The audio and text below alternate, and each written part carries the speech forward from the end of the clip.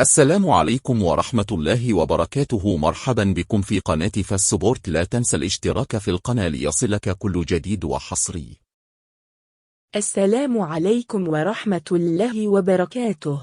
تحياتي واحتراماتي لكم، ودعواتي بأن يرفع الله الوباء والبلاء عن الأمة العربية وسائر بلاد الدنيا، وإن يشفي كل مريض يتألم، وألا يحرم نبدا من أحبابنا يا رب العالمين.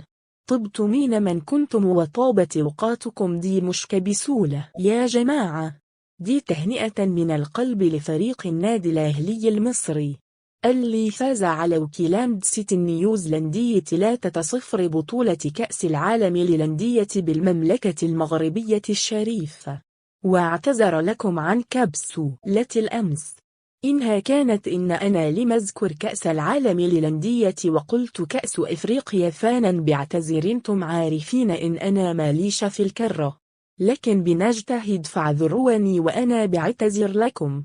كأس العالم للأندية، وزي ما احنا عارفين إن الأهلي فريق النادي الأهلي المصري فاز اعتقد 3 مرات بالميدالية البرونزية في 3 مناسبات مختلفة، ومنهم في عامين متتاليين البرونزية، وهو يطمح الآن إلى تحقيق مركز أعلى إن شاء الله، وباذن الله يحقق ما يتمناه فريق النادي الأهلي المصري في هذه البطولة. عاوز أقول لكم إن فريق النادي الأهلي فاز لسببين 2.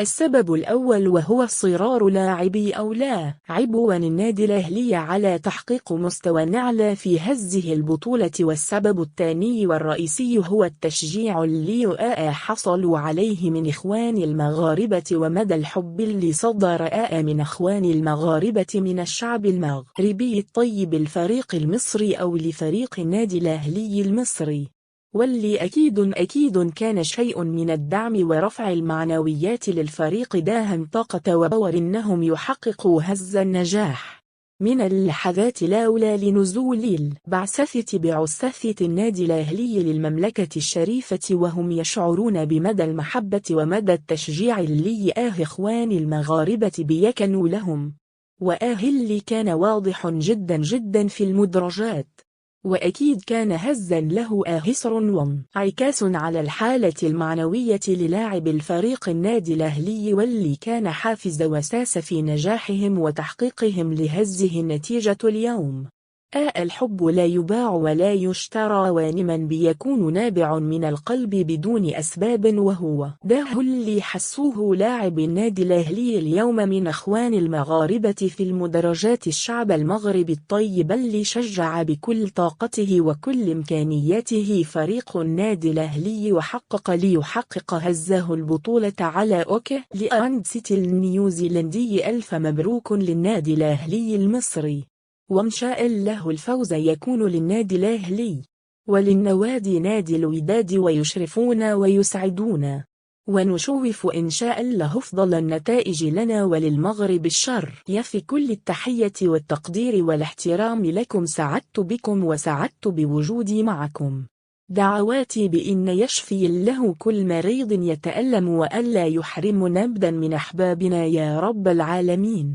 طبتم من كنتم وطابت أوقاتكم. عاشت مصر وعاش المغرب، ولا عاش ابدا من عادهما ولا خانهما، ودائما وبدا وما حييت قول إن العروبة ليست دولة، أما العروبة وطن لمن يعي ويفهم ويعقل معنى كلمة. كل التحية والاحترام وشوفكم قريبا جدا، والسلام عليكم ورحمة الله وبركاته. أعلن نادي الاتحاد السعودي لكرة القدم الخميس تجديد عقد مهاجمه الدولي المغربي عبد الرزاق حمد الله لمدة موسمين حتى 2025. وقال الاتحاد في حسابه على تويتر: يعلن المركز الإعلامي بنادي الاتحاد عن تجديد مجلس إدارة النادي برئاسة الأستاذ أنمار بن عبد الله الحائلي عقد اللاعب عبد الرزاق حمد الله لمدة موسمين. وامتدح رئيس النادي اللاعب من حيث تعاونه وانسجامه مع زملائه والمستويات الرفيعة التي يقدمها وتؤكدها لغة الأرقام التهديفية، متمنيا له ولزملائه التوفيق في إسعاد كافة الجماهير الاتحادية الوفية. وكان حمد الله انضم لصفوف الاتحاد في شتاء 2022 في صفقة انتقال حر بعدما تم فسخ عقده مع النصر. وقاد ابن 32 عام الاتحاد لتحقيق لقب الكأس السوبر السعودية بعدما سجل هدفي الفوز في المباراة النهائية ضد الفيحاء، مانحا فريقه لقبه الأول منذ قرابة 5 أعوام، وتحديدا منذ 12 من ماي 2018 عندما توج بطلا لمسابقة كأس الملك على حساب الفيصلي.